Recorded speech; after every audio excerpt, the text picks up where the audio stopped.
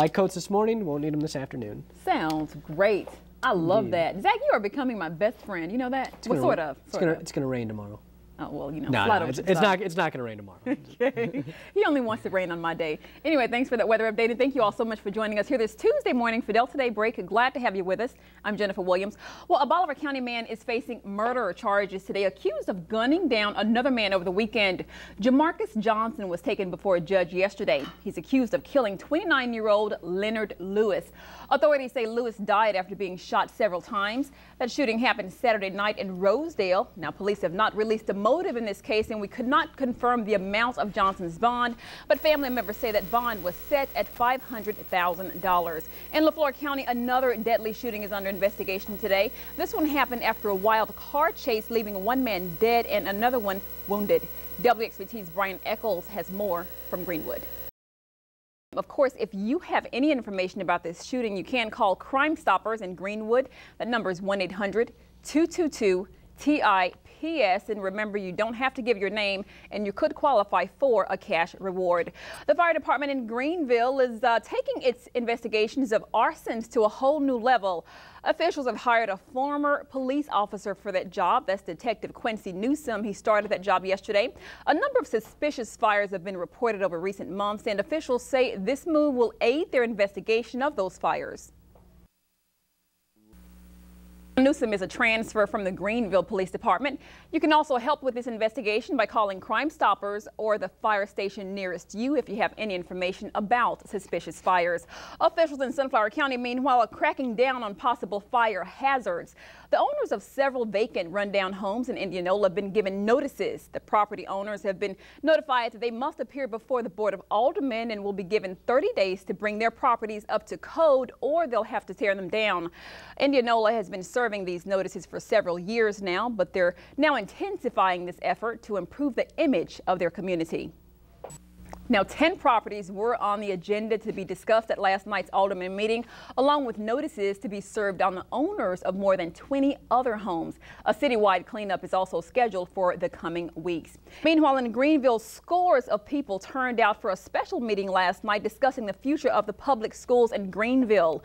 Parents, students, elected officials, and many others attended last night's meeting at Coleman Middle School. Superintendent Dr. Harvey Franklin, lawmakers, and city officials were among those who addressed the audience. During his opening, Dr. Franklin said it's the first time in his career that education was not immune to a recession. District officials say anyone who cares about Greenville Public Schools needs to attend meetings like this so they can help make improvements. We'll, of course, let you know when that next meeting will be. Looks like they had lots of people to turn out there with questions and concerns. Yeah.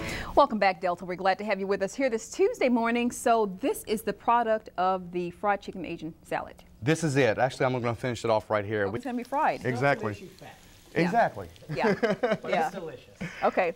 All right. Well, I think that we kind of got the gist of what exactly we're going to be doing here. Sure. We're going to be right back in just a couple of minutes. Welcome back, Delta. It is 6:33 on your Tuesday morning, and we hope your day is getting off to a wonderful start out there. How about some Asian Excuse me? food? Oh, okay. That did not catch you off I know. Gives a really good detail in, I don't know, beautiness. And it looks like it's very simple to use. It is. We certainly like that detail is. about it. Okay, we're going to have a whole lot more with Mark in just a couple of minutes. But first, how does our weather look? Is it agreeing with us today?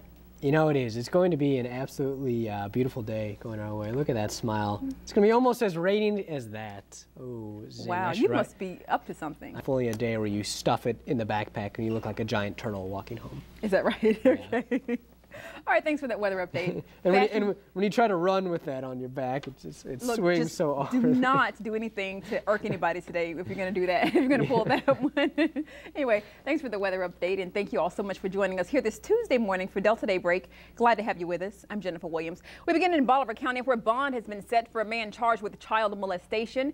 Cleveland Police Chief Buster Bingham says 33-year-old Derek Johnson was arrested Sunday night for molesting an underage girl.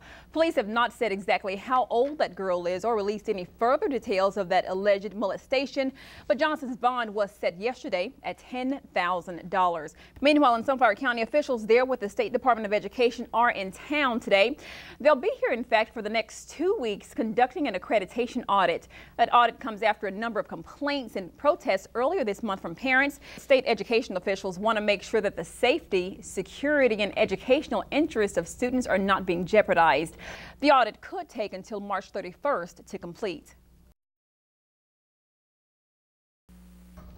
Now, after that evaluation, the district will receive a compliance report within 30 days. And of course, if any deficiencies are found, the school district will then have 30 days to respond in writing. So lots going on with that. We're going to head right on over to break. We'll be right back in just a couple of minutes. It is so It's been 47 good. seconds. I have taken one tiny bite. Times about 100. Anyway, thank you all so much for joining us. We'll see you tonight, 5, 6, and 10 o'clock. Go have a great day.